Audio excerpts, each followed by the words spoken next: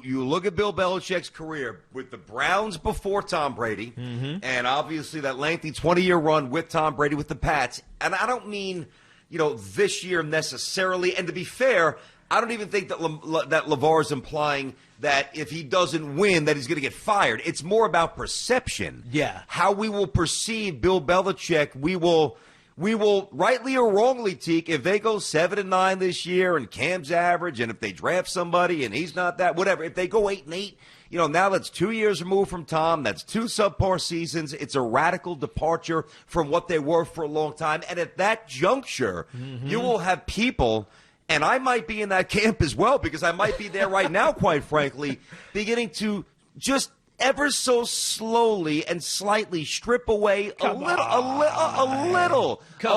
layer of the greatness that is Bill Belichick. If you can't do it with anybody other than Tom Brady, we got to have a conversation. But here's the truth of this of the situation surrounding Belichick and Tom Brady.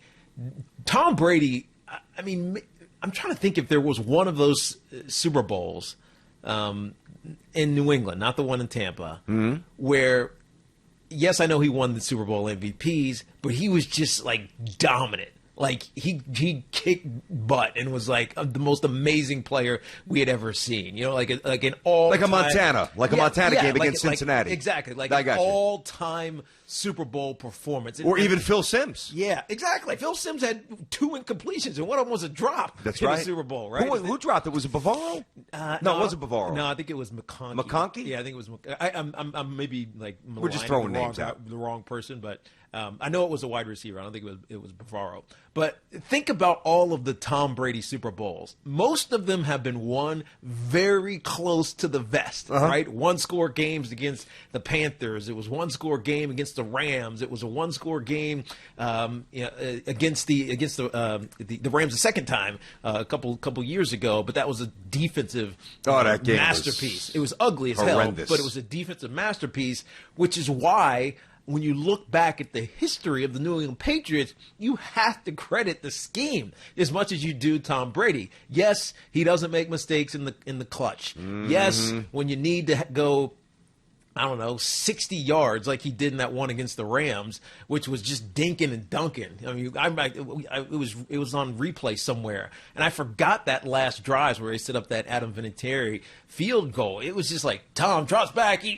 chucks it down to the running back. Tom drops back, he little out route, jumped, he hits the running back again, and he goes 60 yards. Like he's meticulous with it and precise, but it's nothing special. It's nothing that you're saying, man, my quarterback couldn't have done that. It was just the execution of it, which was why it was so great. And then the rest of the game is won by scheme and great defense. I don't dispute that. And so to me, that's coaching. That's preparation. So I hear what LeVar Arrington is saying. But for as long as I've not known, because I don't know Bill Belichick personally, but played against him obviously and respected him from afar as an opponent and now as an analyst, when you look at their teams, they are prepared for every eventuality on every single moment. Situational football, we talk about it all the time. You can't put that all on Tom Brady. Now, you can put the expectation that Tom Brady sets for everybody on Tom Brady, but you can't put the minutia on Tom Brady. That's why I slightly disagree. I feel like maybe he has a little point, but I can't say that he's on the hot seat. Well, again, hot seat is Perceptually. but that's the wrong term. I think you're right. You're right. Everything that LeVar said was well positioned. I think that's the wrong term though, because it gives the wrong implication there. Yeah. To me, a hot seat, he's going to get fired. Yeah. I've always said anytime somebody implies that there's pressure, like, Daniel Jones, all right, we'll take your quarterback this year, much like my quarterback a year ago. If Sam Darnold didn't play well last year, and he didn't for various reasons, but he didn't, then there was pressure going into last year because there was real tangible. It's the third year. You got to know, man. Stuff where if he doesn't play well, they're going to probably move on. Yep. Same with Daniel Jones this year. If Daniel Jones doesn't play well, there's probably a good chance the Giants will move on. There's other coaches right now that are going into, whether it's Nagy with the Chicago Bears, his GM in Chicago, other coaches as well. If they don't have a winning seat, maybe Zimmer with the Minnesota Vikings. I'm just throwing names out, but those two fit for sure. If those coaches don't perform well, and they're kind of lackluster, 6-10, 7-9, even 8-8, and the Vikings or the Bears case, you know what? They're gone. That's pressure. That is palpable pressure where something will change if you don't do X, Y, or Z. Belichick's not getting fired no matter what.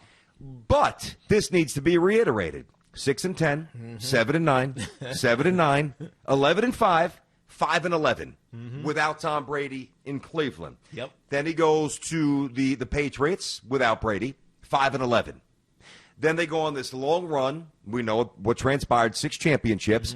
The first year without Tom Brady, 7-9. And really one of the ugliest offenses that I've ever seen. Yeah, and I've watched the Jets my whole life. Yeah, but whose fault? I mean, that's not But his it doesn't fault. matter. If Belichick's receiving the credit for the championships, you've got to look at the main, the big dog when you're not winning. But is he always receiving all of the credit? And that's the question you have to ask. I think he has. I think it's for the last at least decade and a half. So to give Tom 5 years of just kind of being along for the ride because the team was well constructed and very well coached, and then Tom started becoming the man. You know what I mean? And so give Tom like 15 of those 19 seasons and kind of as the head. But before that, it was Bill Belichick. And so when you start to mold those together, the entirety of their tenure together, it was Bill Belichick because he's got his quarterback. And it's why every other team craves and is like so thirsty for a quarterback. Like, give me the guy. It's why they do stupid things and move up Ryan Pace to go draft Mitch Trubisky at number 2. We believe he's going to be our next Tom Brady, right? And they do stupid things because they're enamored and fall in love with quarterbacks. I think the credit was shared in New England, and now that Tom is not there anymore for this last season, Bill Belichick's adjusting, and this offense is adjusting. Because how do you replace a legend? It's just hard. True, but they haven't shown the ability to adjust yet. And to LeVar Arrington's point, if they don't adjust, year, man. Well, I understand that. But LeVar said this year, he kind of gave him a pass for last year. LeVar Arrington directly stated, if the malaise of 2020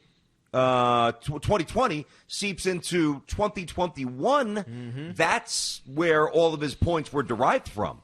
He kind of gave him a pass for last year. Yeah. And by the way, as much as we talk about, and I hear you, the 5 years where there was training wheels on for Brady before he came one of the best of all, or the best of all time, and you've got to be able to delineate those various periods in Patriot lore. And as we watched it in real time, we understand what transpired. But I think you're also giving people a lot of credit. Most people generally are lazy, and they lump into, broad totalities. And I just did it, but I did it for a reason.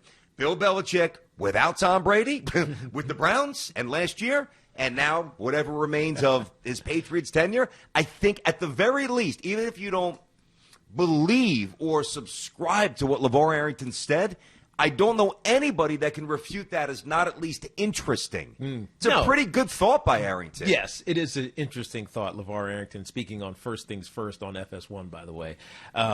Interesting, yes. Is there some reality behind it, perceptually, I think so. People? I think so. Absolutely.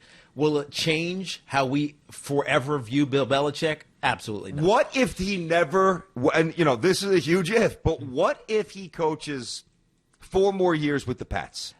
And they languish, I know it's a big hypothetical, I'm curious how you would answer this.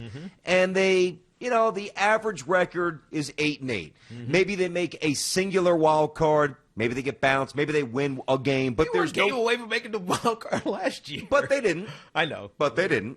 And if they don't make like if there's 3 or 4 more years that kind of mirror last year, that doesn't change your opinion at all? In real time, yes. Historically, absolutely not. So he's still the greatest coach of all time. There's no doubt about it. There's just a different contextualization to it. In today's NFL, where things change as fast as they change, it's really hard to be dominant. And he was dominant for 2 decades. Thanks for watching. Make sure you like and subscribe, and don't forget to hit that bell to be notified when we drop fresh content.